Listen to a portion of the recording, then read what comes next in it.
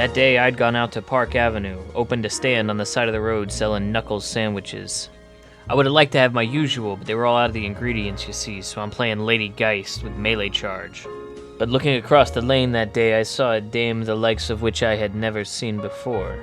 She stood at about 5'4". Could have been 5'8" if she stood up straight, but she wouldn't.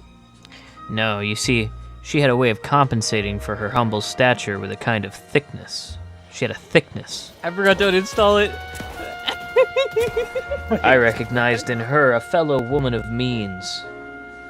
Her solid macro fundamentals had kept her well fed. It was only later that I found out her name.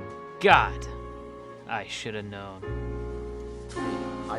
Is that Highdocker? Is that Highdocker on Ivy? Thanks. I didn't recognize him. He's been eating too good. We're gonna be laning, but I can't look at the Ivy. Is that okay? Is that gonna be a problem? The bigger the berry, the more the juice.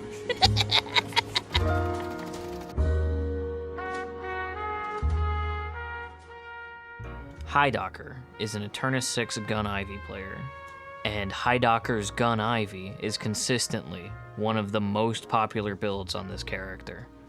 It is the only build, to my knowledge, that comes with a manifesto attached to the build. It's part of the build. My favorite part is after all of the notes on the build, we finish with a category called Build Notes. What was all this then? Every single item in this build is annotated. Even Bullet Resist Shredder is annotated, in case you need to be told what Bullet Resist Shredder does.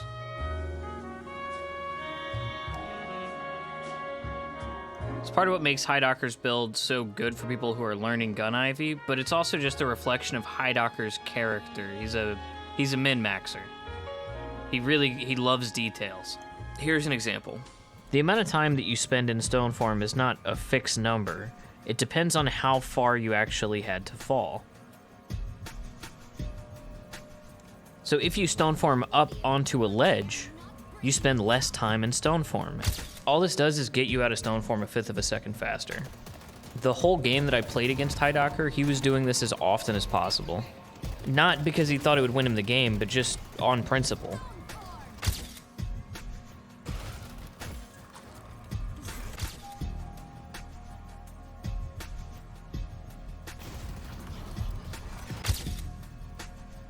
I started thinking about making this video when I saw, I'd heard that the build had been updated, but it wasn't until I got shot by Capacitor 9 minutes and 40 seconds into a game of Deadlock that I thought maybe Highdocker might be onto something. Rushing Capacitor is easily the most controversial part about this build. Pretty much everything else is not only well annotated, but not very controversial, so I won't really talk about it. Everyone knows that for Tesla bullets to be any good, you need to have a high fire rate. So naturally, if Tesla bullets is good on anybody, it's going to be good on Gun Ivy. Ivy's gun puts out more bullets per second than any other character in the game besides Viper. And she has a built-in, potentially permanent fire rate steroid. On the other hand, Tesla bullets is a 3200 soul gun item that doesn't give you any stats, and its damage scales really poorly, which I'll talk about more later. Also, look at Highdocker using the stone form melee cancel against me. This shit pissed me off, actually. Tesla bullets can be a very polarizing item. You either like this item, or you really, really do not like this item. In the annotations for his build, Highdocker says that it is Ivy's best early to mid-game item. Wander, on the other hand, cannot say the word Tesla bullets without spitting in disgust. Yeah, I don't know. I bought Tesla bullets, so I don't deserve to win the game. Alk is better than literally anything is better than Tesla. This item is completely terrible. I'm frying with Tesla bullets. Oh my goodness. Oh, so much damage.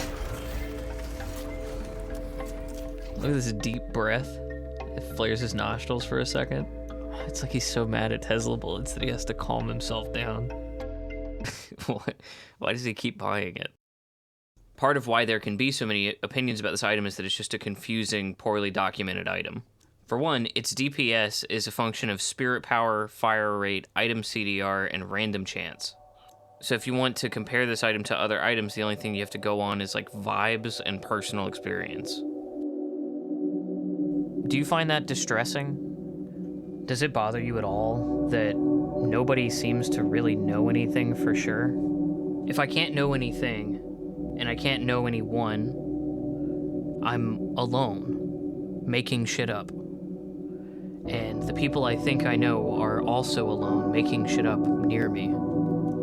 Does it bother you that you may wind up dead this way, knowing very little, and getting that tiny piece wrong too?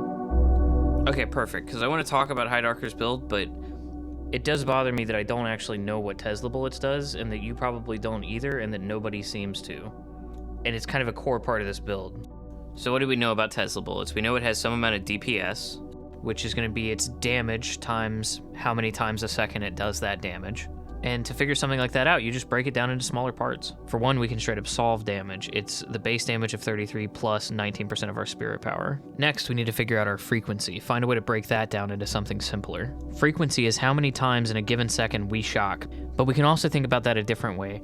After we shock somebody, how many bullets is it going to take before we shock them again?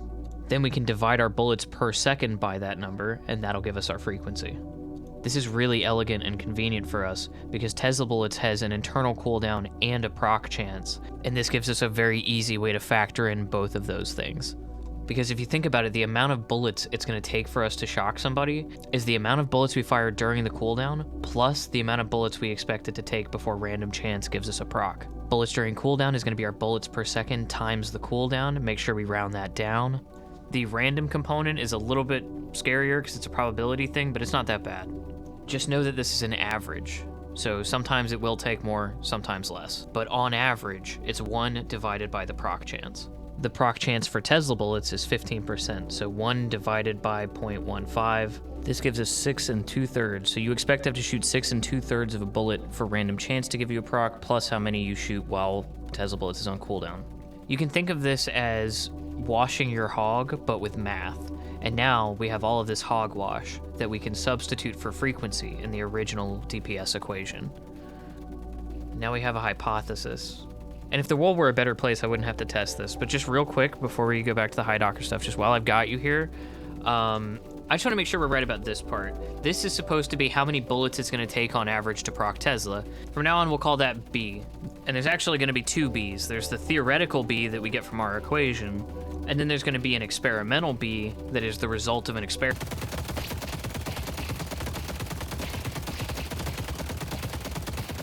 So we just shoot the gun for like 5 minutes. We know how many total bullets we're going to fire in those 5 minutes because we know our bullets per second, and we know how many seconds are in 5 minutes. The number of procs, though, we have to actually record it and go back and count every single one. 17, 118, 119, 120, 121, 123, 24. What I wound up settling on was just counting to 20 and then marking each 20 to make it easier on myself. This also makes spot checking easier when you get a result later that doesn't make any sense and you start losing your mind. After solving both equations, we get a discrepancy of an entire bullet. It's like 10%. We're off by like 10%. This means that either one of our equations is wrong, the game is lying to us about one of these numbers, or honestly, maybe our sample size is just too low and we just got like a weird result. So maybe just real quick while I've still got you here, would you mind if I just repeat the experiment the exact same way 3 more times and get the same result that we got before? It could be the case that I was just born with superhuman fortune, so I should check my results against someone else in actual gameplay and see what kind of number they get. They delivered the urn. Oh. Let's see if Tesla Bullets helps me here. I don't know, guys. 4, 5, 6. All right, out of 38 bullets hit, he got 6 procs. that's 6.3 bullets per proc. That's actually extremely lucky. I don't know what he's complaining about. Let's just call that inconclusive. Anyway, we've rolled out sample size. I think the problem is that Valve is lying about one of these numbers. The one that I'll check first is proc chance, because that's the one I'm most suspicious of. All we need is a character that shoots slowly enough that they can't fit 2 bullets into the internal cooldown, which would isolate the proc chance as a variable. The problem is that to collect any representative number of bullets would take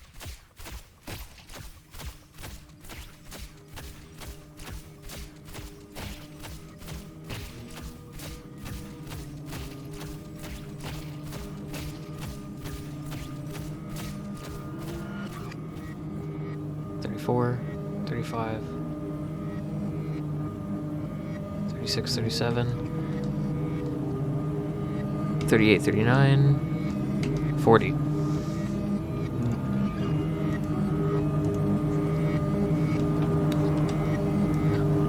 Oh my god.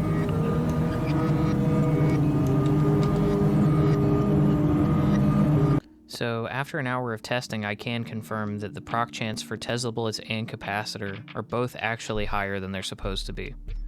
And that explains our discrepancy from earlier where we were off by one whole bullet. The discrepancy was that Tesla bullets was just proccing more often than it's supposed to. I don't like that at all. I don't like that this already very confusing item is also deceitful. It's not just complicated, it's also a liar. So we made a cool discovery, and I think it'd be fine at this point to just end the video, but we're gonna run into the oldest problem in science. And that is when you discover something cool, you rely on journals that are behind a paywall and popular science communicators to communicate your findings to the public, and they're gonna dumb it down and they're gonna get things wrong. And that can always be really disappointing when that happens to you. Little bullets, let's say, that are emitted from this gun. We have video games with characters that are inside the video game. Right. Little bullets that go and hit things and interact with them. So instead of relying on that whole process, how about I just make a calculator and we use that calculator to answer some questions. In the game I played against Docker, he rushed Titanic Mag Tesla bullets.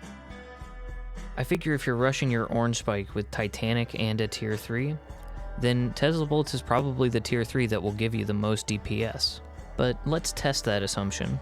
Here's all of the tier 3 gun items that I could even conceive of a person buying at this point in the game. We'll start with Toxic Bullets. Toxic Bullets scales with the max health of your target, so it's probably never a good thing to rush. At 8 boons, you can expect the average health of the lobby to be about 1200, which means Toxic Bullets will deal about 21 damage, bringing us up to 132 total. Next, let's look at Headhunter. To be generous to Headhunter, let's count the healing as though it were damage. Every 8 seconds, Headhunter will deal about 100 damage and heal Ivy for about 50, plus it gives 5% weapon damage. This is going to add up to 134 DPS. Against an isolated target, Hunter's Aura will bring you up to 135 DPS. Hollow Point, assuming you're above the health threshold, is going to bring you up to 147 DPS. For the 7 seconds that it's active, Heroic Aura brings you up to 140 DPS, which is more than I expected.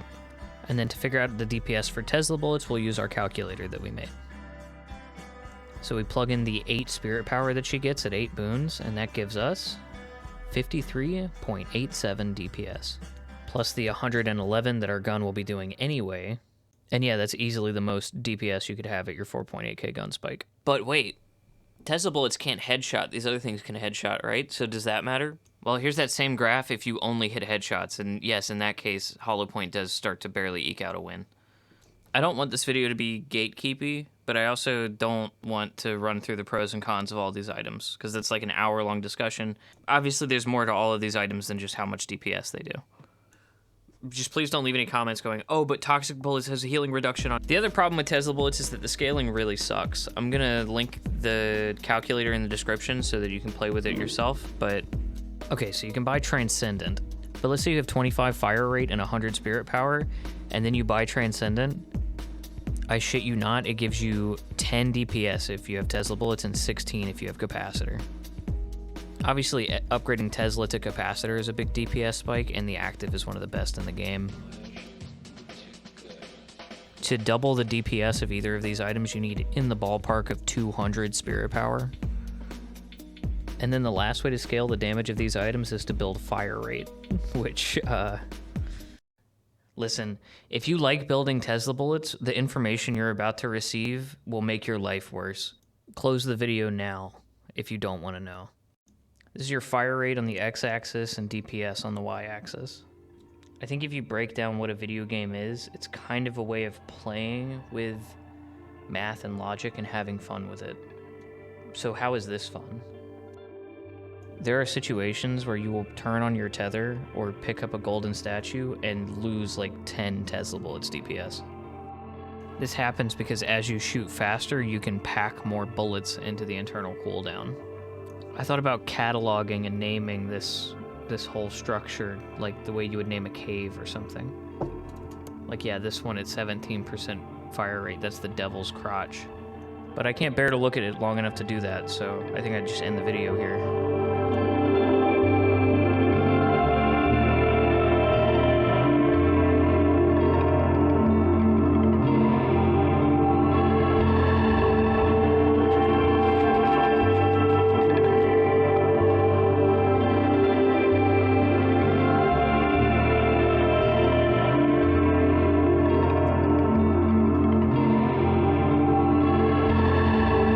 But I do want to try and figure out why Tesla Bullets is lying about its proc chance. This is a program called Source 2 Viewer. It allows you to look at the files, and the files say that Tesla Bullets thinks it's telling the truth. Same goes for capacitor. There is this variable that some things have, proc chance affected by effectiveness. So I loaded the game up just for fun in this program called Cutter. I don't really know what Cutter does, but it allows me to search through all this bullshit and find some human words. One of those words was effectiveness, and when I looked for that word, some smart guy wrote effectiveness parentheses distance fall off. Give me a fucking break. Does that mean that Tesla Bullets procs more often the closer you are to somebody? Did that fuck up all of my testing that I just did? And the only way to really answer that question is to mod the game, so I learned how to do that. As you can imagine, if I'm modding the game, the first thing I want to do is make counting easier, so I turn escalating exposure into a kind of counter. And I didn't give myself a ton of fire rate because sometimes this game will kind of batch bullets together in a weird way, and I think that might mess with the counting. But I did just give myself a huge magazine and then just shot until I had to reload. I tested it up close and far away with proc chance affected by effectiveness set to true, and then up close and far away with proc chance affected by effectiveness set to false. I repeated each of these tests 5 times. It took all day, and here are the results, and it's exactly the fucking same. The variable doesn't do anything. I mean, this isn't the only testing I did. I can't find a single thing that this variable does. It was a massive red herring, a tremendous waste of my time, and I lost the game against Hideocker too.